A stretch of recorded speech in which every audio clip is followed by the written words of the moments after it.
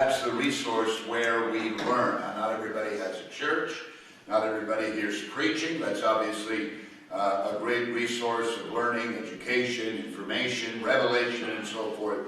But there really is no substitute for reading.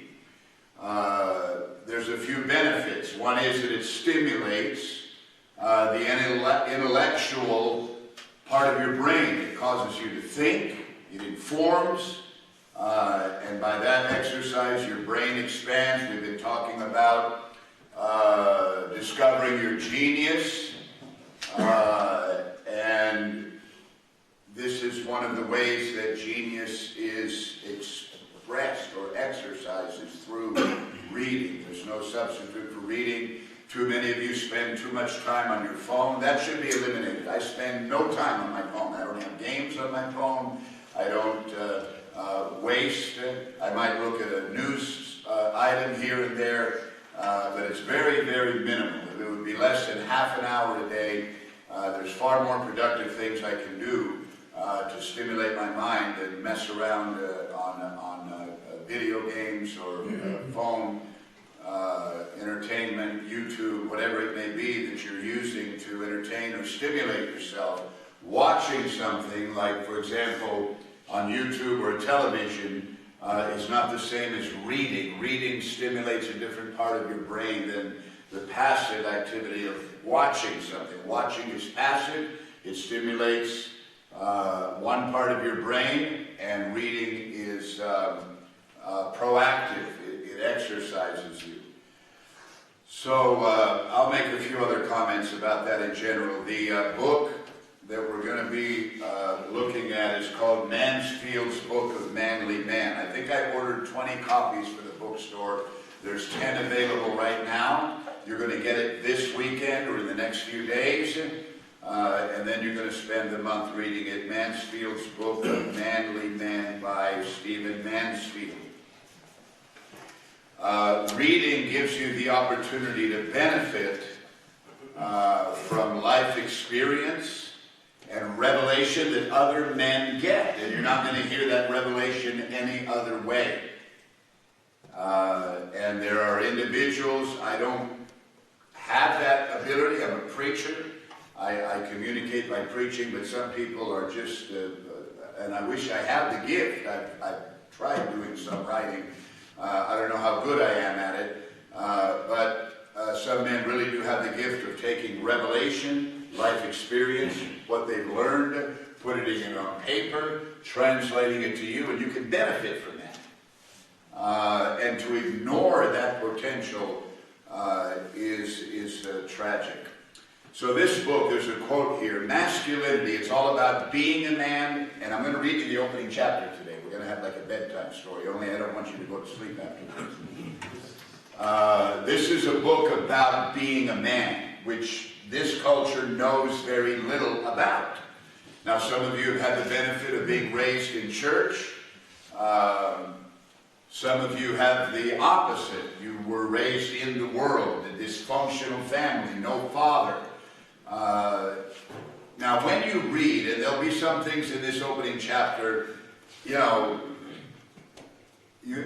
Pastor Warner always said, chew the meat, spit out the bones. Every book has some bones, probably, that you need to spit out. And I think by virtue of the fact that you're a Christian, you're saved, you're born again, you have a foundation of revelation in your life, when something is a little off, you just dismiss it. That's what you do. Some things are good, some things, few things not so good, and you learn to spit out the meat, spit out the bones and chew the meat. Get the substance, the revelation that is there. So there are books like that have revelation you're not going to get any other way but by reading that particular book. That revelation was given to that individual. He's got a gift for writing, and you can enhance and benefit yourself in so many ways. There are other books that are informative in other ways. They're not revelation in the sense of God presenting somebody with a revelation, and then they write it down and communicate that to you, and you benefit from it. Some books are just interesting. I love reading history and biography. Those books interest me. I love reading about people. What makes them tick? What were they like? Why are they called great? What were their flaws and their weaknesses? Why were they so inspiring?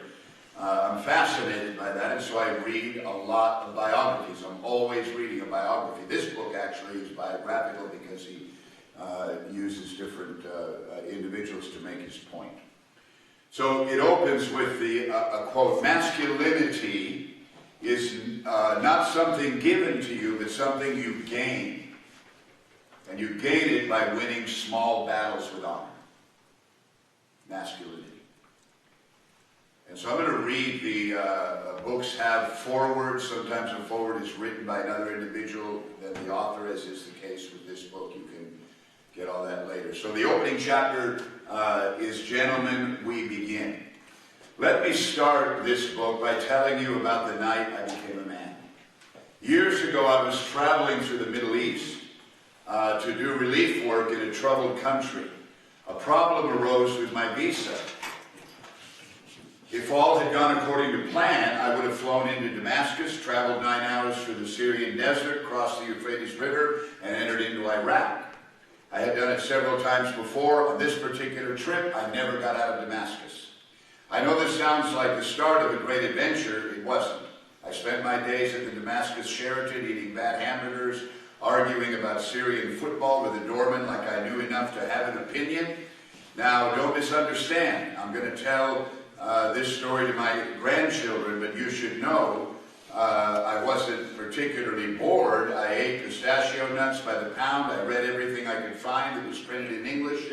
I even got fitted for a bisht, an elegant outer robe for Arab men that Arab men sometimes wear.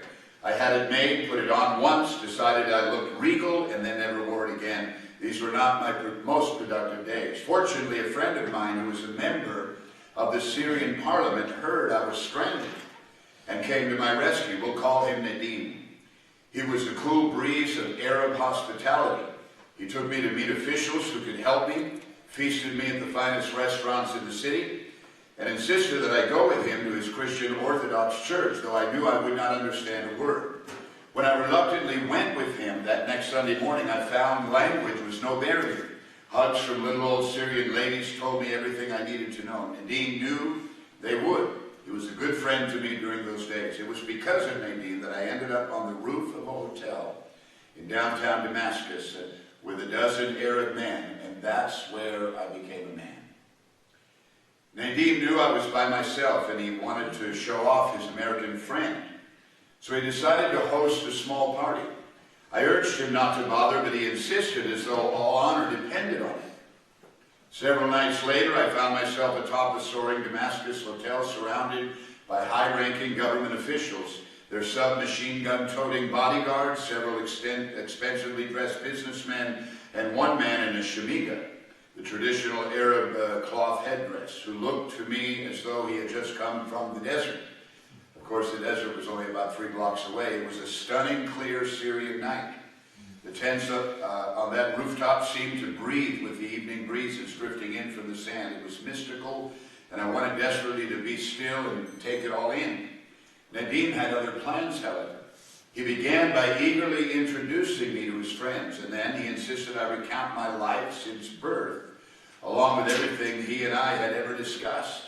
This got the party started, meaning we spoke to each other as well as we could, which was badly.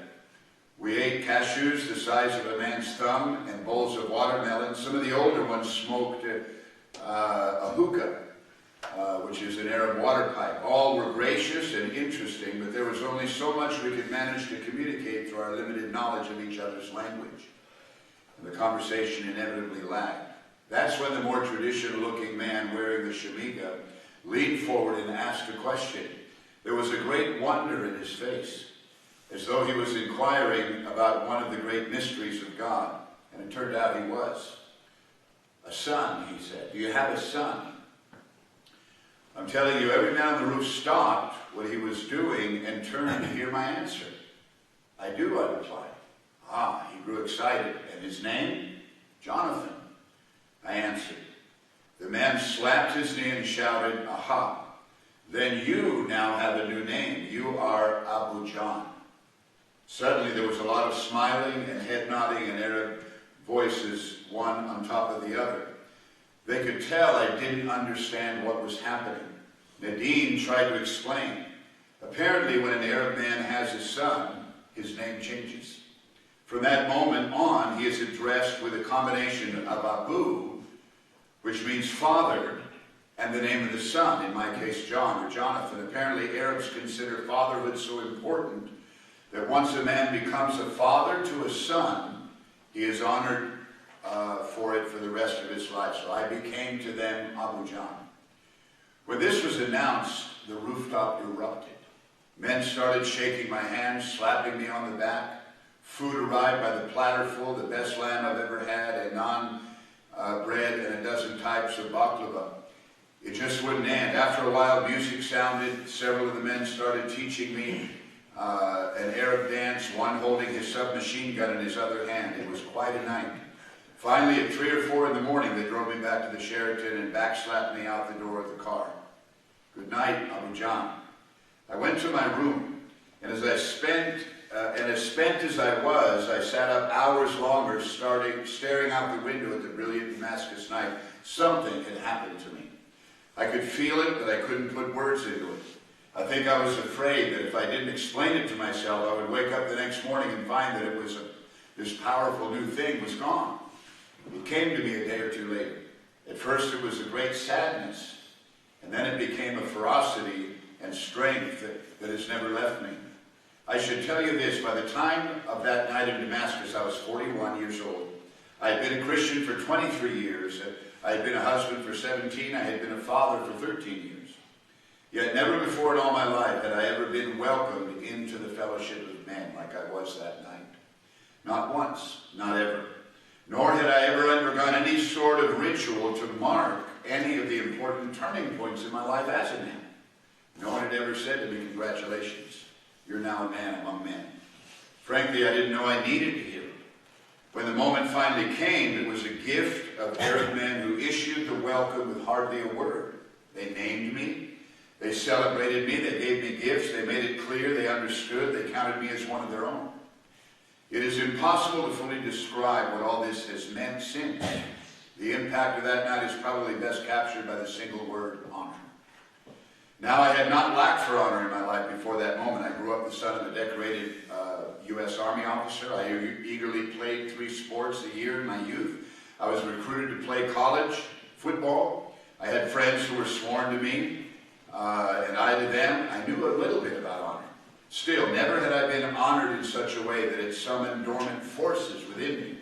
Never before had honor given definition to my life, sealed me to men of common experience or imparted such meaning. Yet all this and more had happened on that extraordinary night in Damascus, on that rooftop, stirring new perspectives embedded themselves in my mind. To be a man, to have a son, to suddenly understand manhood as both a life to live and a tribe to belong to.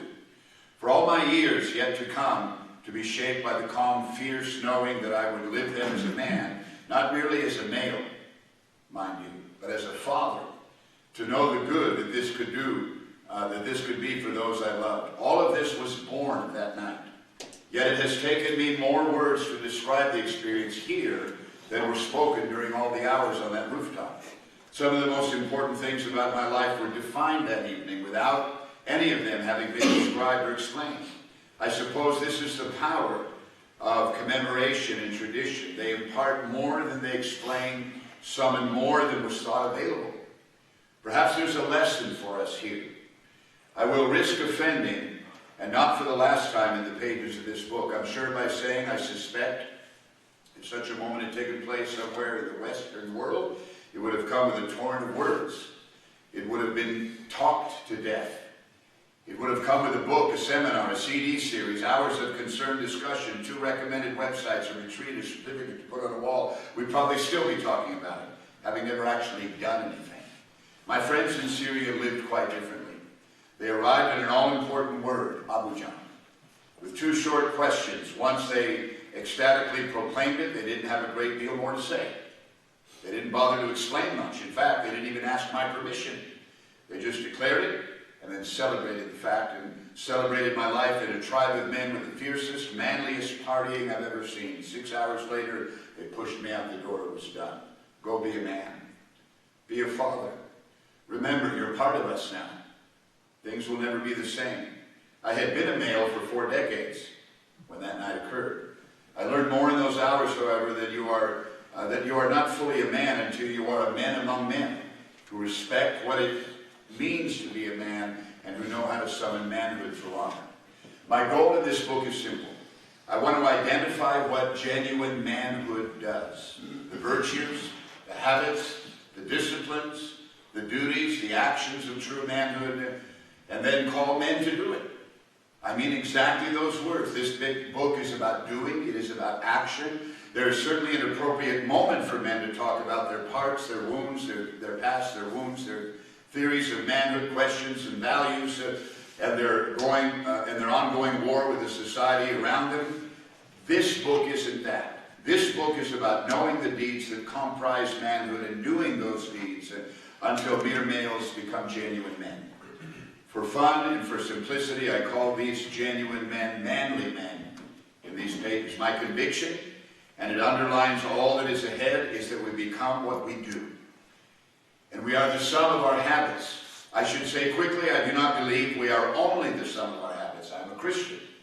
And so I believe there is more at work in our lives than the product of what we do. Thank God. To be a Christian is to believe the grace of Christ breaks the unending hellish cycle of cause and effect. I don't want to live forever in the cancerous wake of all my sin and evil deeds. Grace intervenes. The Spirit makes new. I'm free, even from myself. Trust me. I get all this, and I base my life upon it still. Even after grace comes, virtues have to be perfected in all of us. Our habits have to be formed. Our actions have to be aligned with the grace that we've received. We often miss this emphasis in Scripture. Consider just one verse on the subject.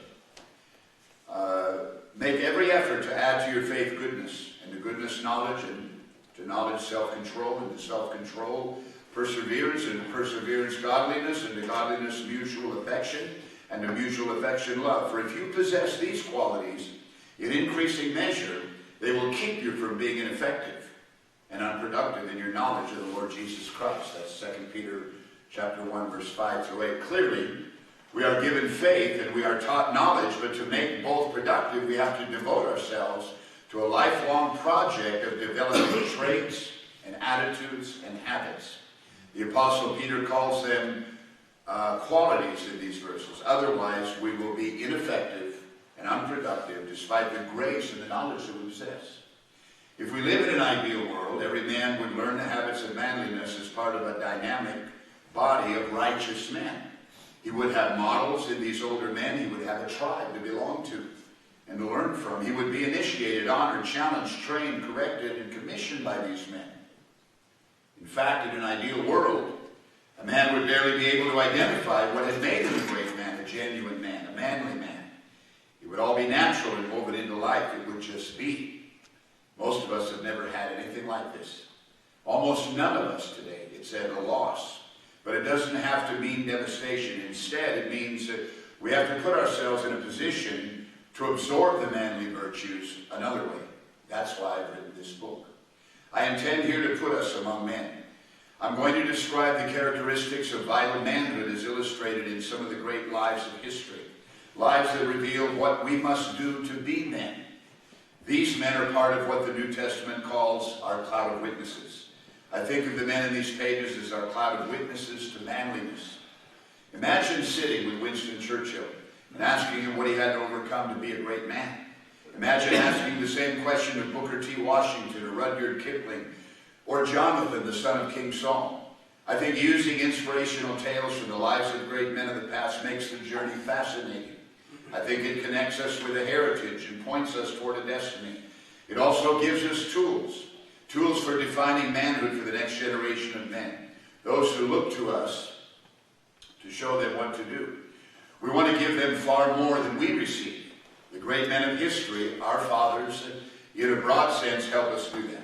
Fear not. Though this will not be some dusty volume of dates and dead people, history can be more than that. It lives, it breathes. It can be rowdy and fun. It has power and ability to impart. The great men of old have much to offer us, and we should not neglect their gifts in these pages, and we won't. There are a few important matters to settle before we begin. The first is the issue of women. It is an evil of our age, perhaps of every age, that there is tension and competition between the genders, men and women. Do a search for the word men on the internet, and most of what you find is about the antagonisms, the animosities, the disappointments that separate men and women. Most of what is for men is inherently against women. The reverse is also true. But let's be clear, this book is about men being strong, moral, dutiful, virtuous men, frankly great men, in part because it is the best gift we can give women. There is nothing in this book that diminishes women, dismisses women, or denigrates women. Instead, much of this book is about how manhood is measured in large part by who he is for the woman in his life, or women in his life. I can certainly understand why some women might fear a book about how men can be true men. They feel threatened. This has not always worked out well for women in the past. Trust me, women will only gain from what this book encourages men to become. Having said this, though, I should also say that this book is not for girls.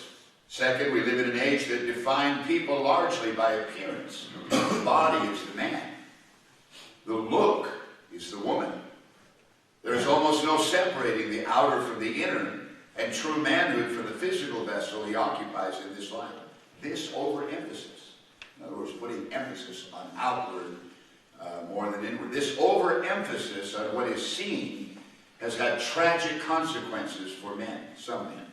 Some of us just don't look manly in the traditional sense. We're thin, unmuscular, high voice, perhaps even feminine. In the way we move, these features tempt us to believe that we are condemned to some form of unmanly, unmasculine life. Meanwhile, our more hairy, more muscular friends are considered manly merely because of their appearance. Hear me, I don't care about your appearance. Manliness, in my view, is about doing and being. It doesn't matter what you look like. I'm neither put off by nor in awe of the physical. I know great men who are 3.5 feet tall. I know an awesome, inspiring man who has no arms and no legs. I've known powerful, dynamic men who look like women from a distance. Oh, yeah. I don't know about that part. I think if I looked like a woman from a distance, I would do something about it. I've known immoral men who had testosterone to spare. It is the doing, the deeds, the actions that make a male a man. What he will eventually become. This is good news. Any man, no matter his appearance or voice, can be a great manly man. Because masculine greatness is the doing, not about appearance. This means that a guy with a squeaky voice and a 28-inch waist, I have a tape measure here, and the walk that he wishes he could change can be a man in the truest sense. It also means that the guy with a 28-inch bicep is responsible for the same standard of manliness no matter his physique. True manliness is about the determination to act according to a noble definition of what it means to be a man. This is within the reach of every man no matter how he looks or sounds. Finally, I must say this. It is time for unfathered men to stop waiting for someone to father them. I know this sounds harsh. I've had to be corrected by these words myself. If you had a loving, devoted father or father figure in your life, wonderful. He's a gift. Some of us haven't had this kind of male mentoring. So we can be tempted to sit around hoping that one day an older, wiser man will swoop down upon us and impart the secrets of life. It is not likely to happen. While we wait, we miss the opportunities before us and the role we could play in our world. To illustrate this, I'll use a scene from the great metaphor for the meaning of life, the Andy Griffith Show. Some of you don't remember that show. It's from the 50s. Every great and eternal truth is portrayed somewhere in this classic series. In the episode I referred to, Andy Taylor, the sheriff of Mayberry, is out of town. His deputy, the inept Barney Fife, famously played by Don Knotts, is in charge. He has deputized a local mechanic whose name is Gomer. The two deputies are walking down the street one evening when they notice that someone is robbing the bank. They hide behind a car. They're afraid and don't quite know what to do. Finally, Gomer looks at Barney and says, "Shazam, we need to call the police." In utter exasperation, Barney shoots back, "Gomer, we are the police." This is very much like the predicament of many men today. They know something is wrong. They aren't whole, haven't been fathered. They're confused about what it means to be a man. They have no idea what to do. They want to call someone, and they're waiting for rescue, and it never comes. Then they look around and realize that no one is ever going to drop into their lives and teach them what they need to know. I don't agree with that, obviously. We're part of the church, discipleship, we mentor, we influence others. They're going to have to get it themselves. Again, it's not entirely true. They are the police. They may have to band together and help each other make up lost ground in this business of being a man. In fact, as unsure as they are, others are looking to them to be fathers and looking to them to define what it means to be a man. There's only one thing to do: man up, learn quickly, time is slipping by, and a generation is waiting. Now, what you're going to learn when you read, that's the end of the first chapter, what you're going to learn when you read is that most Christians that write books aren't part of a church or a fellowship like we are. There are particular dynamics that they can't relate to, don't grasp, don't understand. So the latter part of that, I agree with some of it. You've got to man up. You've got to start taking initiative. But by virtue of being a pastor, I am a father figure. I can't be the father in an intimate way to every man, but some I can. Jesus had 12 disciples, and then 3 were closest to him. So there's a dimension of impartation that transpires and takes place. So that's what the first chapter is about, and the chapters are very short, very easily. I don't know how good a reader I am, but that you may want me to read. Pastor, just read the book every week to us, so we don't have to. And maybe I'll read I love the last chapter. I kind of cheated. I wanted to kind of test the book a little bit and see if it would be worthy of sharing it with you. So I read the first chapter and the last chapter, and if I even do that with the book, I do that quite often actually with books. First chapter, last chapter, and if it inspires me, intrigues me, I know the middle part is worth reading. If it's a whodunit, then I don't read the last chapter. So does that stimulate any questions from you about what we're talking about here? You know, it's a perspective that comes from someone else. A lot of truth, a lot of revelation. What did you get out of that? Somebody offer me what you got out of that chapter. What did you get out of that? Josh and then Carlos. Well, just like to quote something. There's a rapper, and he said, "I never had role models, and now I have to be one." Yeah. I bought the lie that hip hop sold me, and now I want a refund. Like that. I mean, obviously, you know. Some men are coming to that conclusion by themselves, aren't they? Yeah. You see the mess that our culture is.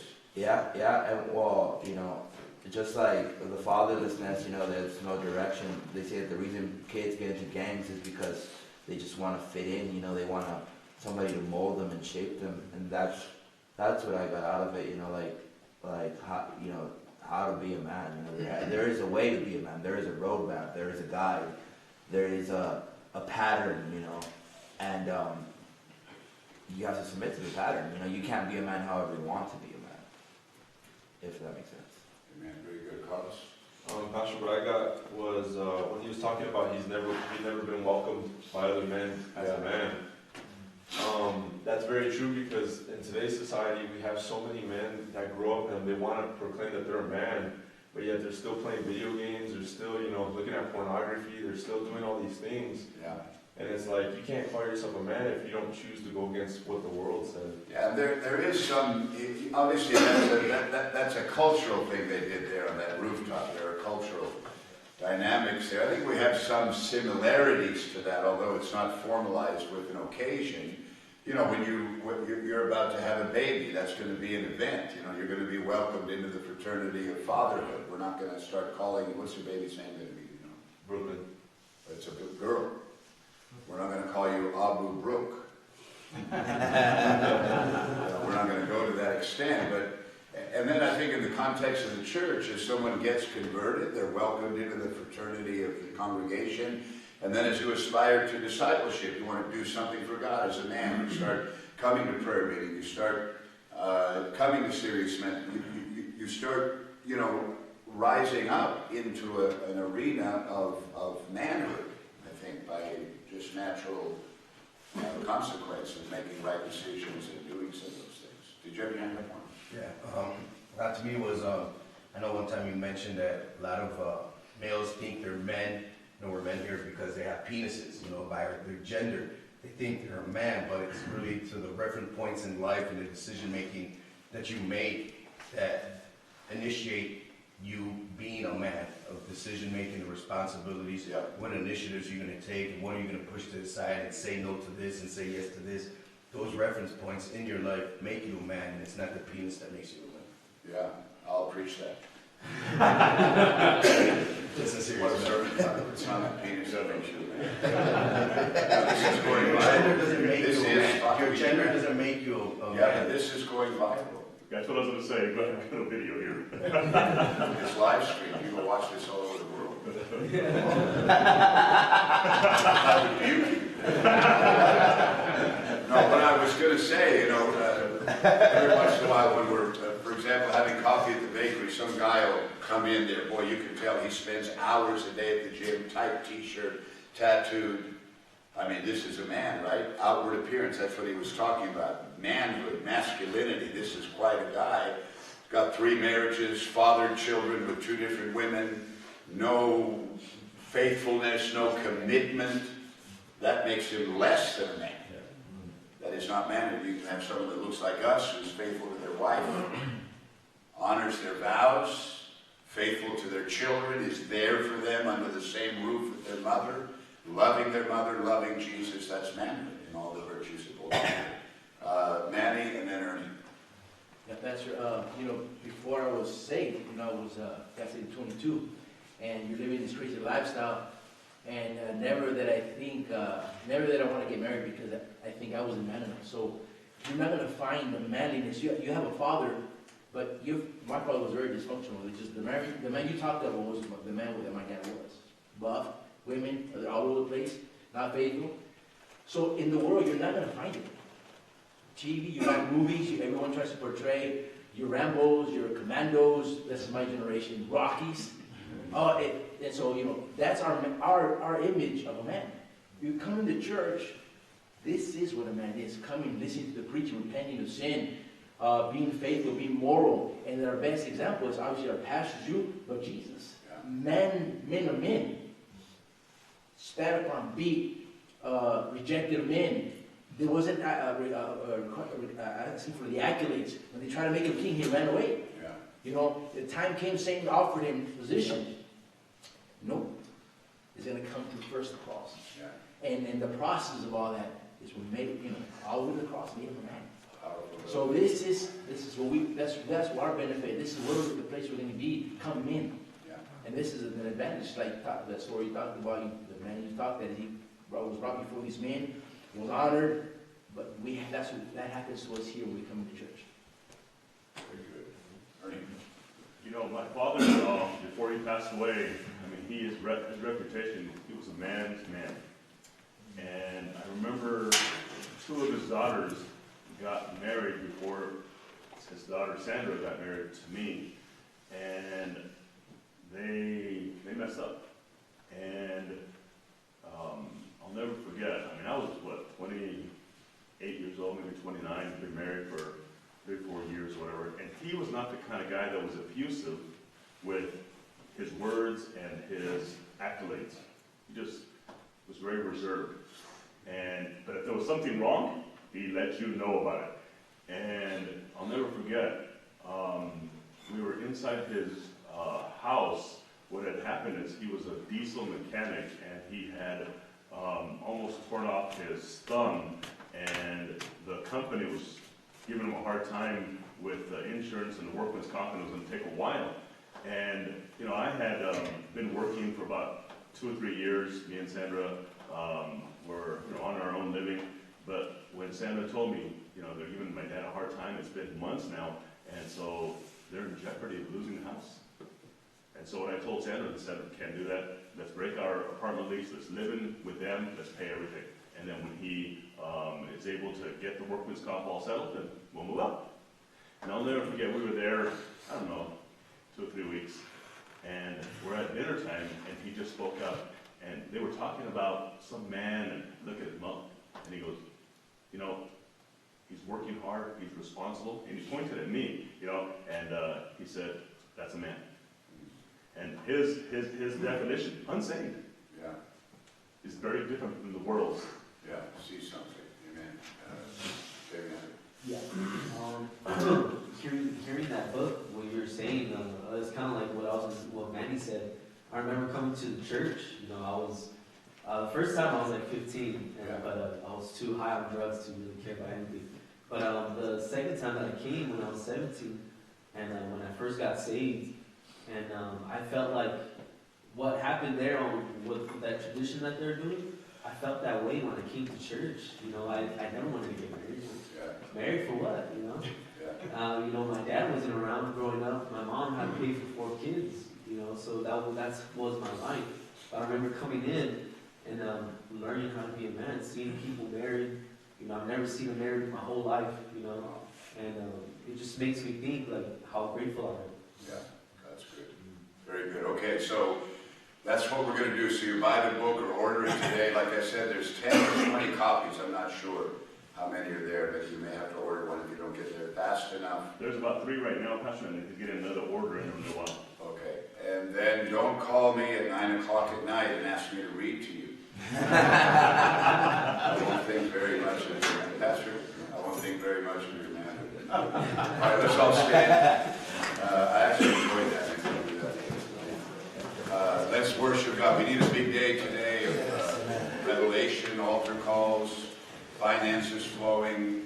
Got a lot of needs, pressures right now financially with our churches, so we're praying for breakthrough financially today, and a lot of needs in the church, a lot of counseling issues, a lot of marriages, circumstances, just right now, a lot going on. So let's pray, let's believe God for just a great outpouring of the Holy Spirit and a lot of healing and deliverance and salvation at the altars. Amen. Let's worship and give God praise, and then Tony, you open us and you close us in prayer. Father, we thank you so much for the grace of God.